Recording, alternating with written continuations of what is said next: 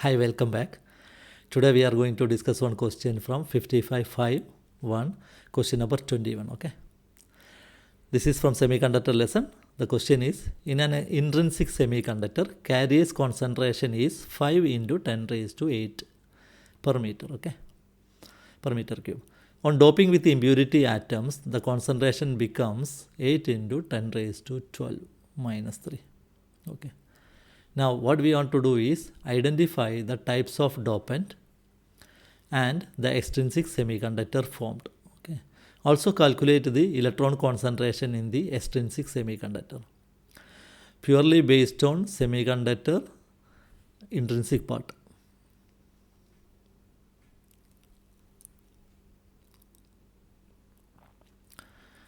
Okay, first we can have some concept discussion. First we want to know what is doping. You heard this one, right? Doping is simple way you heard like this one, adding impurity to the pure semiconductor. That process only. It is the process of adding a small amount of impurity atoms to a pure semiconductor. So what is the result is it will increase its conductivity. And pure semiconductor is known as intrinsic semiconductor and doped semiconductor is known as extrinsic semiconductor. Even adding 1 atom per million atoms can change the conductivity. And there are 2 type addition exist. Okay. Trivalent addition is there as well as pentavalent addition is there. When we add a trivalent atom, okay, that is an element with a 3 valence electron to silicon or germanium, usually we take the example that one, which have 4 valence electron. It is called trivalent doping. So the examples used for such doping is boron is there, aluminum, gallium is there, indium is there. Now what happens when we add one trivalent atom added to the silicon? So what will happen is there are 4 electrons and they are ready to do 4 covalent bond, sharing bond. But the trivalent atom has only 3 valence electrons. So one place will be empty. So that empty place there is a special name. There is a hole will be created. Okay.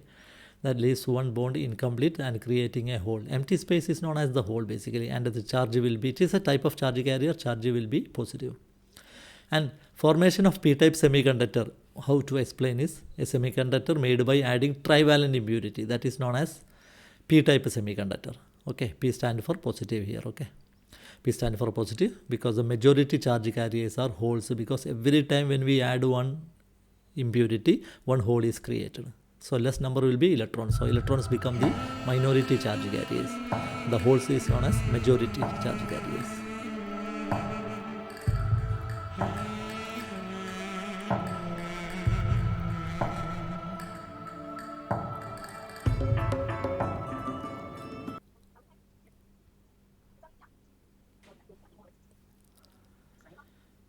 Now we can start the answering part. This is actually very simple question. Half of the answer related to theory and the other half related to numerical. There's a relation you want to remember. Which relation you know? The intrinsic carrier concentration is equal to the product of hole concentration into electron concentration. I will write after this one. Okay. Here the data given is intrinsic carrier concentration 5 into 10 raised to 8 per meter cube. And after doping, hole concentration become 8 into 10 raised to 12 per meter cube. See the difference? Hole concentration is much higher here. Note down that one. Okay. Intrinsic concentration is 5 into 10 raised to 8 it was. Now here it is 10 raised to 12 it is. Big change. And in a semiconductor under thermal equilibrium, that means when the temperature is same everywhere, the relation which connect intrinsic carrier concentration, hole concentration and electron concentration is electron concentration into hole concentration is equal to intrinsic carrier concentration. We will rewrite this one in terms of equation now. N usually we are representing for number. For electron we will use Ne, and for holes we will use NH, and other one we will use I, stand for intrinsic. Okay. So Ne into NH is equal to Ni square. So Ne into NH we are going to apply now. It is given in the question. 8 into 10 raised to 12 is equal to 5 into, that is the intrinsic carrier concentration given, right? 5 into 10 raised to 8 square. So we do a small cross multiplication now. Ne is equal to, there's a square in the RHS part, okay? So 5 square we write first, 25. And 10 raised to 8 power 2, a raised to m into n format. So 8 into 2, 16 will come. Denominator just copy pasted. So is equal to, if you divide 25 by 8, you will get 3.125. And 10 raised to, numerator there is a 16, minus from denominator 12 coming, so minus 12. So 3.125 into 10 raised to 4 is the electron concentration. Look into hole concentration, that is a big number compared to the electron concentration.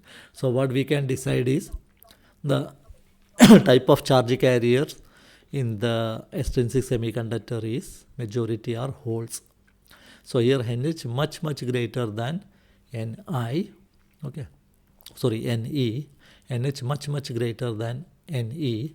So because of holes are the majority charge carriers, we can say that the type of semiconductor, the extrinsic semiconductor formed is p-type semiconductor.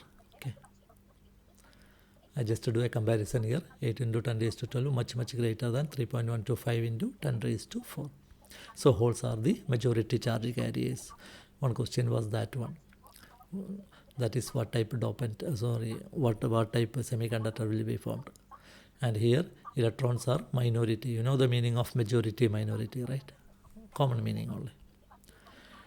So before, in the intrinsic semiconductor, the total number, number of electrons will be equal to number of holes. But after doping, one of them will increase. Depends on trivalent added or pentavalent added.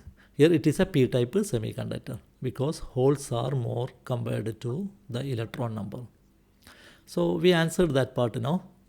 P-type semiconductor is formed. Okay.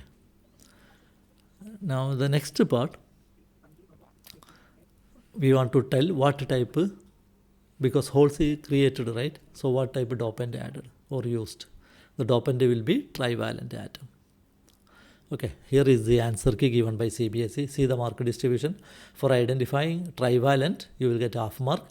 And what type of semiconductor formed? P-type, that is half mark. And writing that relation between Ne, NH, Ni, half mark. Finally get the answer Ne, you will get half mark. Total 2 mark. Interesting, right? It is not a very difficult one. Easy to manage. This way, if you analyze each question and understand how they build the math, it is easy. If you have any question to solve, I am ready to help you. Just post your question in the comment. Next time I will include that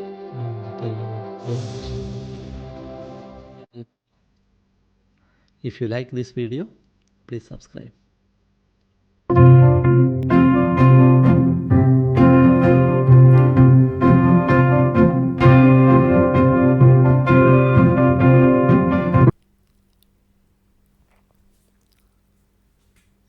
Stop.